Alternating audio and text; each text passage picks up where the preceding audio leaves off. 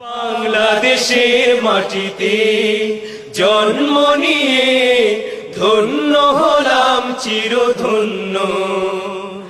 বাংলাদেশের মাটিতে জন্ম নিয়ে ধন্য হলাম চিরধন্য।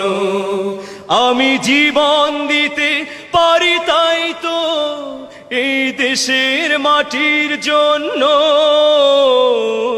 বাংলাদেশের মাটিতে জন্ম নিয়ে ধন্য হলাম চিরধন্য।